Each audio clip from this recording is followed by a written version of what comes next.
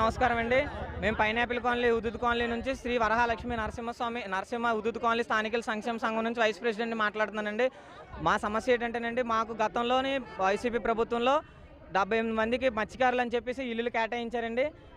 టోటల్గా 10 బ్లాకులకు 320 ఇల్లులు అండి. 320లో 78 మంది ఖాళీలు ఉంటే ఆ ఖాళీలను మినహాయించి మాకు వైసీపీ ప్రభుత్వంలో 78 మందికి ఇల్లులు కేటాయించడం జరిగింది. కేటాయించిన తర్వాత గవర్నమెంట్ అవతావకాల ప్రకారంగా గవర్నమెంట్ మారడం వల్ల మాకైతే కేటాయించినటువంటి ఇల్లులు తప్పు అని చెప్పేసి మీరు అనర్హులు అని చెప్పేసి మాకు నోటీసులు జారీ చేసి కరెంట్ మీటర్లు పోలీసు బందోబస్తులు పెట్టి ఖాళీ చేయించి ఈరోజు మమ్మల్ని రోడ్డు పాలు చేశారండి. మాకు తగిన న్యాయం చేయాలని కలెక్టర్ గారిని మనస్ఫూర్తిగా కోరుకుంటున్నాం.